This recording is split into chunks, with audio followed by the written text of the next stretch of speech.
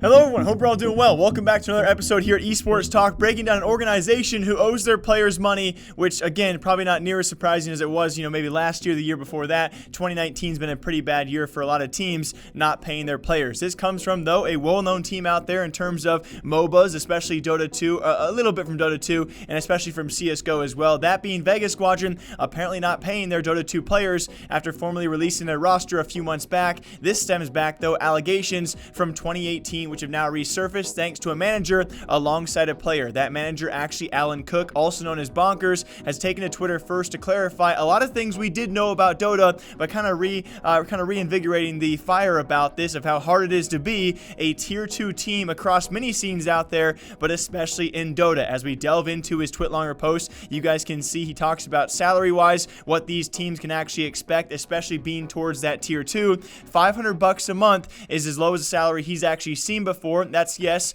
$6,000 a year. If you're lucky, you get $1,000 a month or $12K a year, alongside the organization taking around 10% of your prize earnings, which is not too bad. Stretching across many esports out there, organizations do take a cut of your prize pool earnings, and only taking 10%, that's actually fairly good. But we see here, when you are a Dota 2 roster like that of Vega formerly had, if you don't make them international, you don't make the DPC circuit, you're going to be making pretty much no money whatsoever. And it's really crazy looking at these numbers, because you really realize when you want to be a professional in some esports out there, how hard it truly is if you're not at the top of the scene. He also made sure to mention more capable teams out there, closer if not a part of the tier 1 scene, can expect salaries of anywhere from 2K to 6K per month, which is as expected. We've heard rumors about this, we've heard player complaints about this over the past many years, about the difference between the top tier of Dota scene and the way they bring home money, or the financial income they actually do have. The tier 1 drop off to tier 2, it's incredibly tough to be a tier 2 Dota player, because when you are tier 1, you have the international, you have the DPC circuit, you have so many more forms of income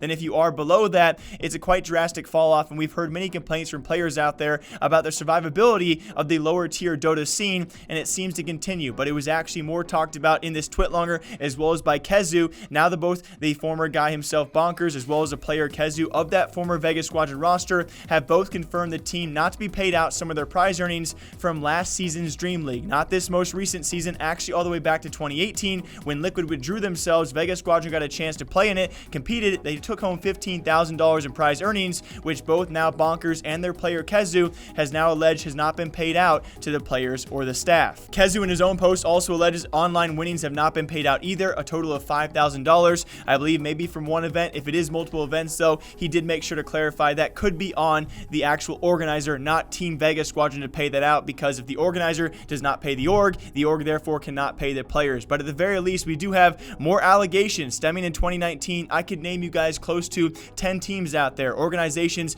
who have failed to pay their players, or at least been late on those payments, and Vega Squadron now joins that list of at least $15,000 apparently owed to their players and staff. And this would make a lot of sense as to what Vega Squadron has done over the past couple of months, because with this Dota 2 roster, they actually did get rid of them early this year. These allegations stem back to last year when they were a part of that roster. Also very recently, Vega Squadron took a complete departure from CSGO entirely, a very expensive esport to be a part of, and this would add to that, to the fact they can't even pay a Dota 2 player or Dota 2 players back from 2018. No wonder they couldn't afford a current CSGO roster as well. That was a very commonly major attending CSGO team. They missed a couple majors, and now they're out of that esport as well. So does this spell like financial trouble for Vega Squadron? It certainly does. So now we have at least a management staff member alongside a player all coming forward about Vega Squadron owing them money, and it does seem very likely with their departure from other esports, they're running into some financial struggles that many esports organizations currently are. But as always, my name is Jake. I hope you guys all enjoy this news story out there. Hopefully Vega Squadron will figure things out and pay these players that are owed money by them.